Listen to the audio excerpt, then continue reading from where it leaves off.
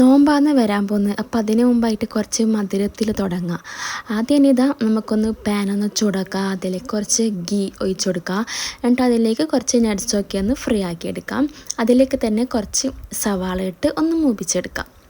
സവാളയൊന്ന് soft ആയതിന് ശേഷം നമുക്കിതിലേക്ക് കുറച്ച് സേമിയ ഇട്ട് കൊടുക്കാം.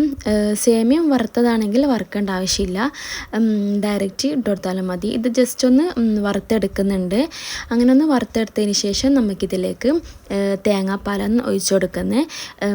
പാലും ഉണ്ടാക്കാം, പക്ഷേങ്കിൽ കൂടുതൽ ടേസ്റ്റായിട്ട് അങ്ങ് തോന്നിയിട്ടുള്ളത് തേങ്ങാപ്പാലാണ്. അങ്ങനെ ആ തേങ്ങാപ്പാലാണ് നമ്മൾ ഫുള്ളാക്കിയിട്ട് ഉണ്ടാക്കുന്നത്.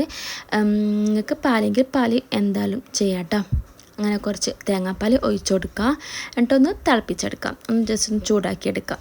ഇനി ഇതിലേക്ക് മധുരത്തിന് കുറച്ച് പഞ്ചസാര ഇട്ട് കൊടുക്കാം. ഞാൻ ഇതിലേക്ക് ഒരു 4 ടീസ്പൂൺ പഞ്ചസാര ഇട്ട് കൊടുത്തിന്. പിന്നെ ഇതിലേക്ക് കുറച്ച് മിൽക്ക് മെയ്ഡും കൂടി ഒഴിച്ചു കൊടുക്കാം. മിൽക്ക് മെയ്ഡ് ഒഴിക്കുന്നില്ലെങ്കിൽ സ്കിപ്പ് ചെയ്യാം, അത് നല്ലൊരു ഫ്ലേവറാണ്. അതുകൊണ്ട് കുറച്ച് ഒഴിക്കുന്നുണ്ടെങ്കിൽ ഒഴിച്ചാൽ നല്ലത് കേട്ടോ. എന്നിട്ട് മധുരമൊക്കെ ഒന്ന് ചെക്ക് ചെയ്യാം. പിന്നെ ലാസ്റ്റായിട്ട് ഇതിലേക്ക് കുറച്ച് ഏലക്ക പൊടിച്ചത് ഇതിലേക്ക് ഇട്ട് കൊടുക്കുക. നല്ലൊരു ഫ്ലേവറാണ് ഏലക്കാപ്പൊടി. അപ്പം അതും കൂടി ഇട്ട് നന്നായിട്ടൊന്ന് മിക്സ് ആക്കി എടുത്തതിന് ശേഷം നമുക്കിത് ഫ്ലെയിം ഓഫ് ആക്കാം കേട്ടോ. അപ്പോൾ ഇത്രയേ ഉള്ളൂ. ഇനി നെക്സ്റ്റ് വീഡിയോ ആയിട്ട് ഇനി വരാം ഇൻഷാ അല്ലാ. Thank you, by.